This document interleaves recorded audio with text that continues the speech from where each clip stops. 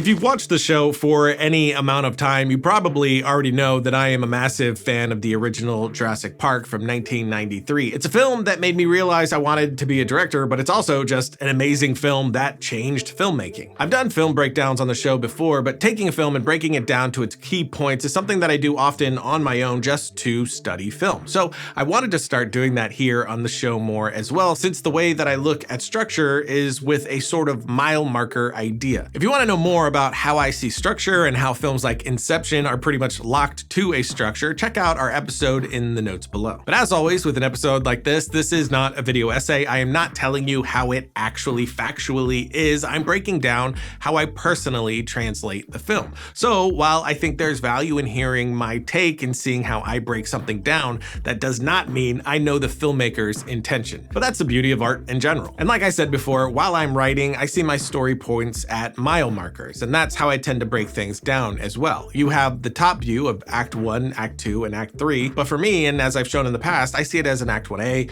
1B, 2A, 2B, and 3A, and 3B. And we can track points along the way with runtime. With the credits removed, Jurassic Park is about 2 hours flat, so we're gonna base everything off of a 120-page script, which for us means Act 1 should end right at the 30-minute mark, which here, for most, it doesn't. From other breakdowns that I've seen, Jurassic Park's first act ends 8 minutes earlier at the 22-minute mark when the group sees their first living, breathing dino.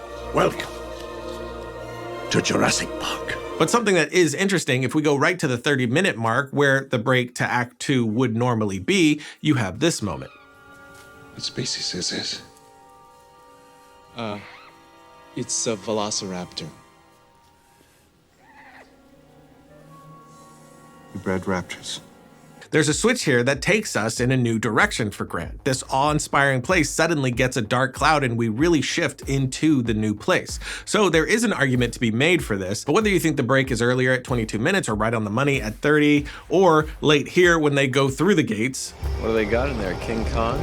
Doesn't really matter, pick your poison. Then of course we have our next act break, moving us into Act 3, which given the basic structure and length of the film should happen at the 90-minute point. And right here at 92 minutes, Arnold cuts the power for the whole island, which we find out soon releases our Act 3 conflict, the Raptors. So there's our main three, but again, I, like many, like to look at more points of structure in the story that give us roadmaps to follow. And as always, I'm doing my breakdown here in Milanote. In here, I'll add a column for Act 1A, 1B, 2A, 2B, 3A, and 3B. If you haven't seen me use this on the show before, Milanote is a really killer app for creative work, specifically story development and pre-production for me. I say it every time, but it's the closest to working on a physical story wall as I've found. I use it mostly to build out my concepts before I start writing, and with that I can create different boards to stay organized. I have my active concepts all in one place where I can separate them by where they are at in the process, and I can keep drilling down with boards using them like folders to stay organized. Then I have my columns where I can drop ideas, links for research, or images to drive tone or give inspiration. I've also used it for pre-pro, building out boards for wardrobe or the look of the film. I can leave notes here as well, and my collaborators can reply or leave their own. And there's a great app for mobile as well, so when I'm building my concepts, I can open this wherever I'm at and throw ideas in. The greatest thing about this is that you can get started with a free account right now. There is a paid account, which is the one that I'm on, but the free account is a great option to get you started for sure, so check that out in the notes below. But kicking off Act 1A, we have our opening image, which here is what many, including myself, would call a cold open or a teaser sequence. This is when you open the film with a moment of action or horror that will come later in Act 2. It's a way of telling your audience what sort of film they're in for. For me, Spielberg uses this opening sequence to both tell us what sort of ride that we're in for later, show us the moment that sets our specific story in motion, and adds themes in there as well. You have a very pointed and concise moment that lays into the ideas of the film. If you've watched any interview with Michael Crichton, you've heard him talk about how technology is good and bad, how technological progress isn't always a good thing, and specifically his concern about messing with nature with genetic engineering. Part of why I was interested in the book was to take an idea that seemed like a good idea and show why it might not be a good idea. That idea is infused throughout the entire film and said out loud very clearly in this scene here at the 35-minute mark. Yeah, but your scientists were so preoccupied with whether or not they could, they didn't stop to think if they should. So in this opening scene, we're getting three things. One, a sense of the film that is to come. Two, its theme as Spielberg shows how man's attempt to use technology to control nature fails miserably. And the third thing, and very important point for Act 3, how dangerous and terrifying these raptors are. For the rest of Act 1, we're handling a lot of setup and meeting our characters. Who in God's name do you think you are? John Hammond. And I'm delighted to meet you finally in person, Dr. Grant. Spielberg also continues to layer in theme. So, try to show a little respect.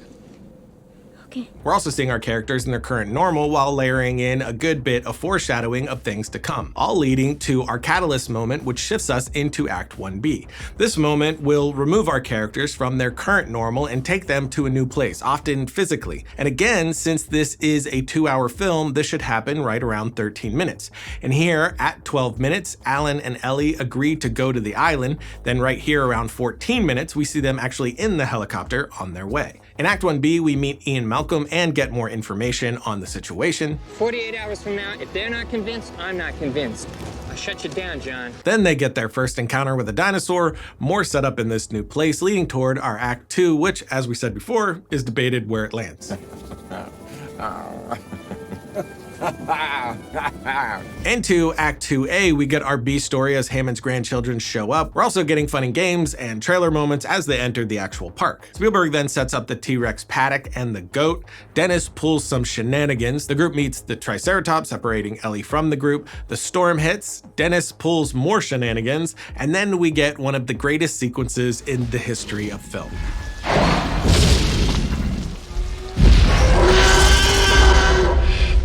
Being right all the time. And this moment that we finally see the T-Rex is our midpoint, which given the runtime should happen right around 60 minutes, and here this sequence begins at exactly 59 minutes and 33 seconds. Of course, our midpoint is where the film raises the stakes, it's the point of no return, and oftentimes you will have a death here.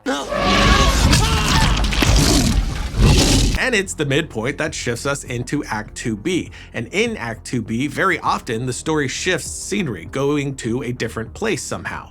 Here we move into the jungle with Grant and the kids, and even here with Dennis trying to get to the docks. And this Act 2B is loaded with amazing set pieces. Spielberg has taken the time to set up everything, pulling the bow back tight until the moment the T-Rex shows up, and he's now just paying things off one after the other, all leading toward our all is lost moment. This is a moment that can be an up or down for the characters, and often it can be an opposite of what the midpoint was. The moment should come at about 81 minutes, and right at our 81-minute mark, we get the treehouse scene. They find safety for a moment, the exact opposite of what they found at our midpoint. We also get another dinosaur interaction, but instead of a horrifying one like at our midpoint, it's a beautiful one. This moment can also connect with, answer, or follow through on some bit of stated theme from Act 1. And this film has several really great themes threading throughout the story.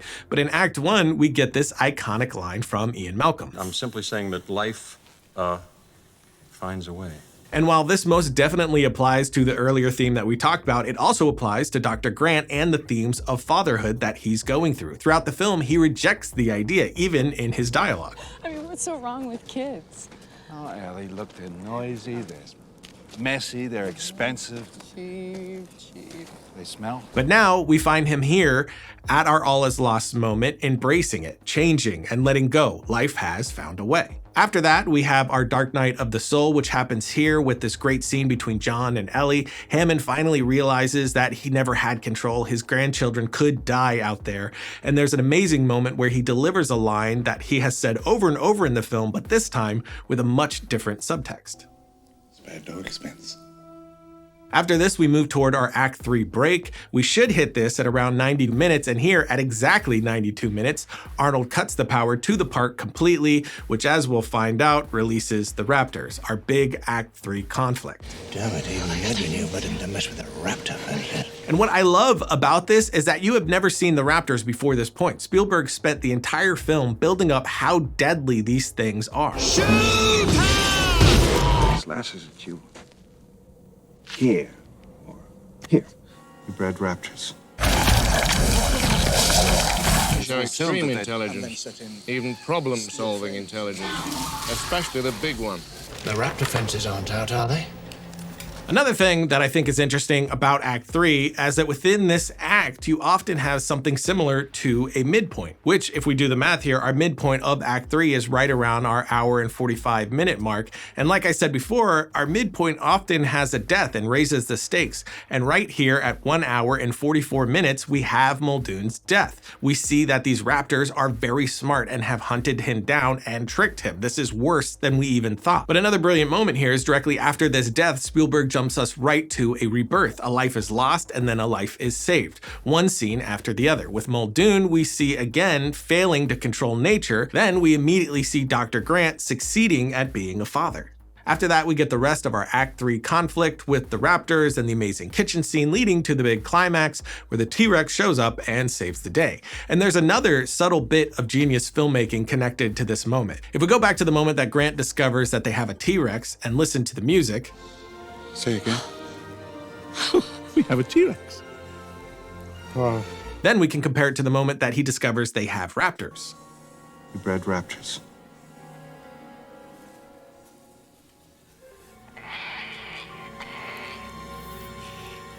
You see that Spielberg set up so subtly that the T-Rex will be our hero and the raptors will be the villain in the end. I never thought about it before studying the film, but it does very much set up a tone right from the start for this final moment. And this moment moves us to our Act 3B, our final image where our characters finally leave the island to safety. And we have more Spielberg brilliance in this section, like this shot here, which mirrors exactly the shot from Act 1 when they arrive. And when they do arrive, Hammond is in control, looking at the island with pride. Grant steps out of the helicopter looking disoriented, and Hammond comes to put his arm around him and guide him into the island. Now at the end, we get that same exact shot of Hammond, but now his look at the island is through entirely different eyes. Until now, in control, Grant steps up to guide him away from the island. You also get this shot at the end with the mosquito and Amber, which mirrors the shot from Act 1, the first showing this rough version wrapped in nature, and the second his attempt to shape it. We could, of course, dive deeper and spend an hour talking about Spielberg's directorial choices, the themes, and